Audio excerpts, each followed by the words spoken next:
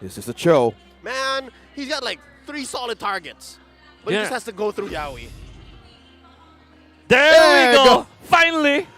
Here it is, the Kung Fu Boy. A very RSG draft versus a very Echo draft for the last game that will decide who the next representative for MSC will be. You cannot write a better story than this. This is better than fiction because we're living in it. Exactly. Live. Wow. 45 games to 3 before this series started. There was a 12-0 run for the Lancelot of Carl TZ himself. And he's gonna show up. Or will he? Will Irad actually win this? I'm so excited to know. This is poetic because off of the back of the hero that Carl TZ used for a majority of the run to win the M4 World Championships, he went to his old flame. He went back to the Lancelot. Oh man, I wish he will rock the oh, he didn't. This is though, however, this is an iconic Carl TZ skin, however. As well, yes. Yeah. This is the 12-0 run. Yep. In Season 6. Even before the M2 skin. Yeah. Let's get into it, folks. The last time you might see one of these teams in the playoffs this season. Oh, MSC. And riding this Cho, surely the Grok would have been also good, right? So that you can have a way to cancel the Farsa ultimate.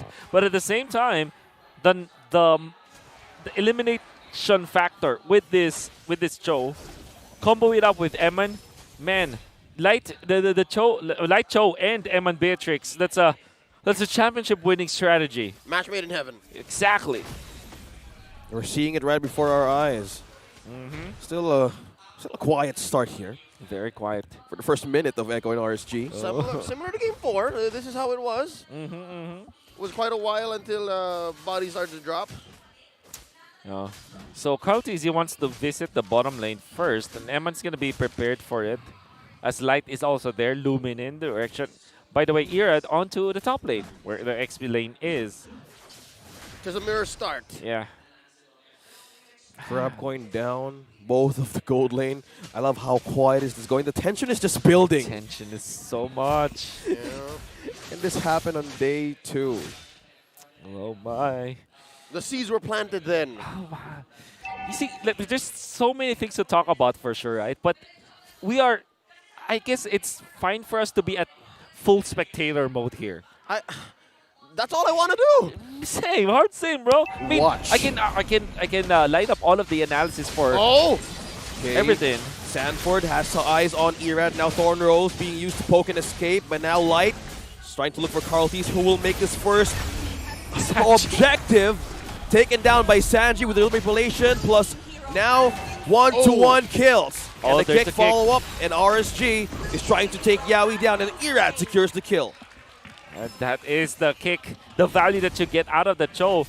Great decision from RSG if they continue this. Want to take the purple buff, but they will not. Will think they will know that Sanji's ultimate will be up anytime soon, so they don't want to be over aggressive there. They already won by 1 kill, so they are not going to be stretching their luck.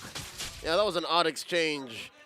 Again, if not for the whole Sanji getting the turtle themselves, I would have said it was a win for Echo, but yeah, no, RSG got quite a bit on that trade too. Sure.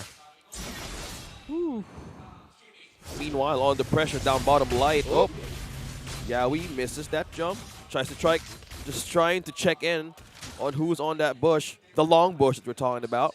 So eyes on the gold lane, Eman and Manicutie. Yep. Yeah, we can make the most of this Y bush here. Try and stop the vision that Light is providing. But at this point, with the turtle spawning here, I don't think it's enough of a reason to try and bear down on Eman. He knows how to protect himself very well. Yeah. The thing is, RSG, they can activate the Beatrix sooner than you would activate the carry, especially because there's a delivery option, right? Cash on delivery, Light is Straight to your door. straight gonna be delivering it straight to Eman's door. Door to door. And if you compare that with a carry that needs to go up close and personal, does have the Purify to help himself up, but if you think about it, like RSG would have a confirmed kill faster than Echo would. So the turtle being in the vicinity of the gold laner for RSG means that they can actually deploy the Beatrix in the coming minute.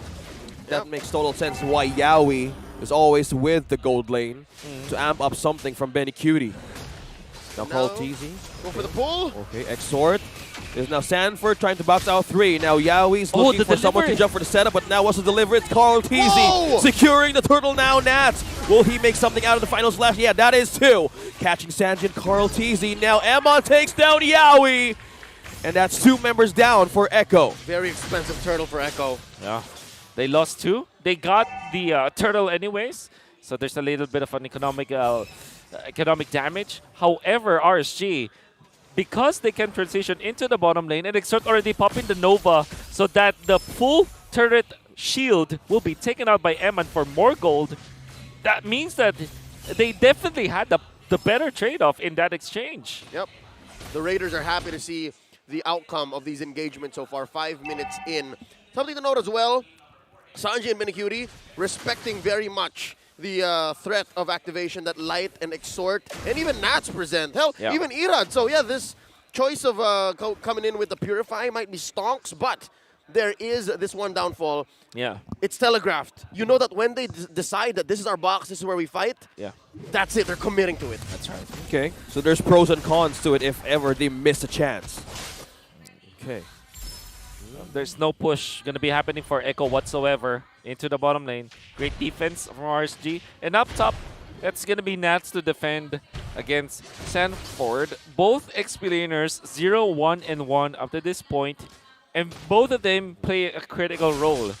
It's going to be up to Sanford to stop Eman in the mid-game team fights. Whereas for Nats, he is designated to aid Exhort when it comes to landing the real-world manipulation. If Echo is thinking out of the box, it is up to the final slash of Nats to put them inside that box.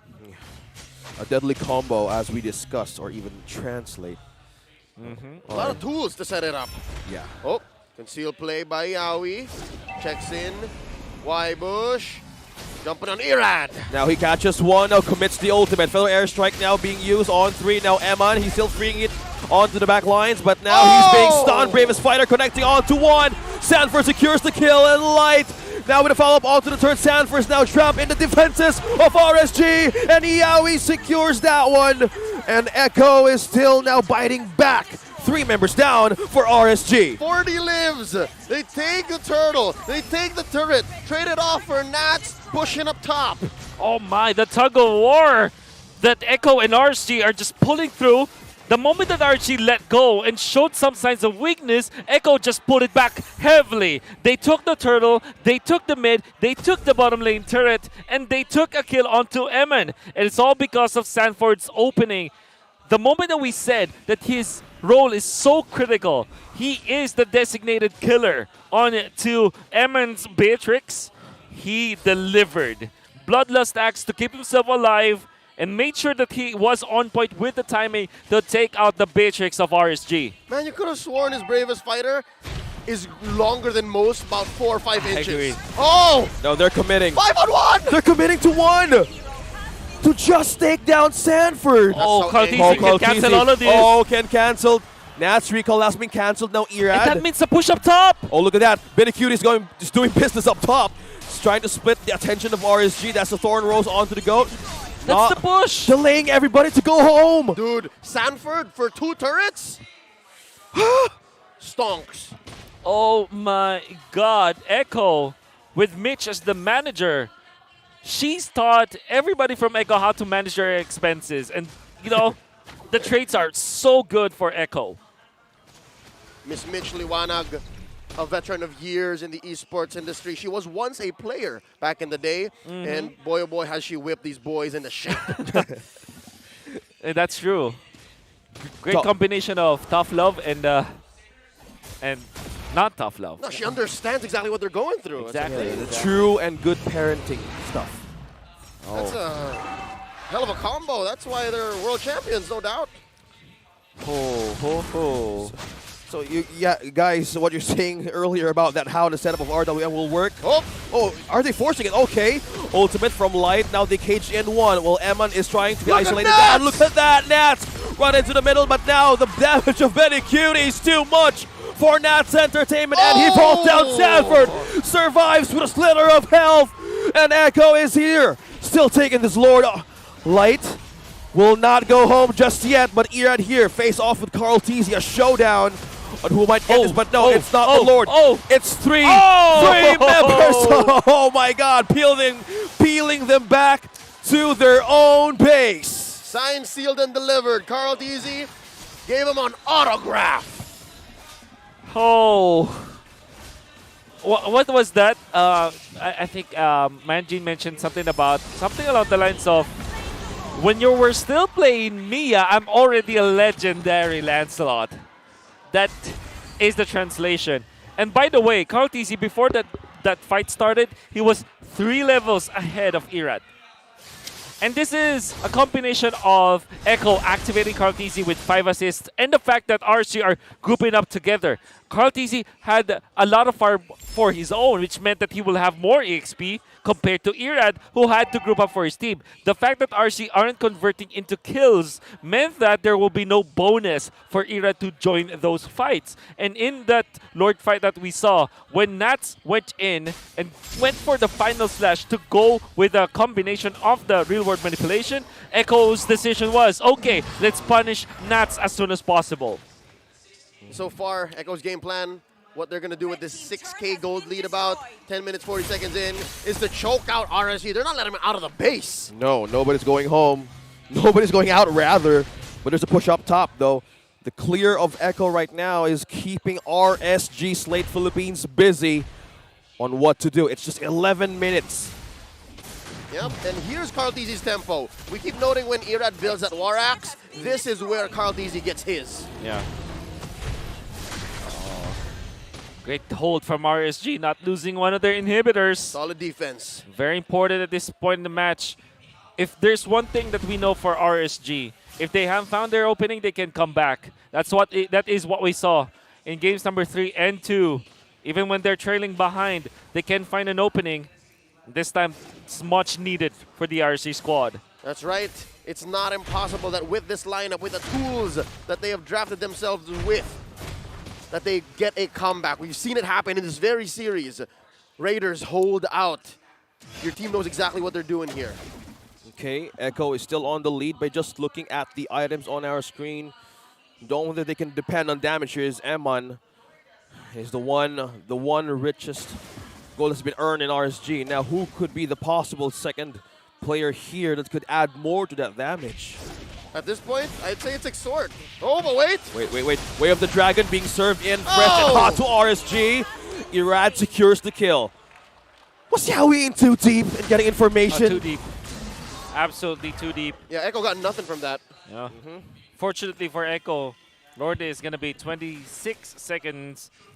And Yaoi will be just in time for that one, but they cannot afford those kind of blunders. That's right. It was a misstep.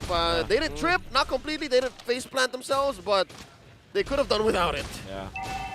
One con because of that exchange, or rather give for RSG Slate, is that Yaoi can't position himself that's true. optimally. Yeah, he That's won't be true. able to find the right bush to protect his lineup from the Cho. I completely agree with that. No flicker has been used, though. But Carl Teasy having 2 levels ahead of Irad kind of makes them very comfortable. This is he actually went for the War Axe first. That's right, yeah. And Irad, he's putting up an Irad. Oh, that's the catch. Yaoi catches 2, and Echo is going running and wild. Cutie coming up the back lines. Irad is the right target to Eman to face off. Oh my goodness, Eman versus Cutie. He takes down 2. And now RSG is now going back to their base, and now Carl Teasy secures 1 more kill, and that is Echo is running hot and wild with this Luminous Lord. Yeah, say what you will about Benny dying there, but he lived much, much longer and took down more than he should have. Exactly, I definitely agree with you on that. No marksman, but they do have Carl Teasy who's signing this one. The kings of the world are now in the base of the kings of the sea, and they're saying, we are going to the grand finals. And the Orcas have also locked themselves in for MSC.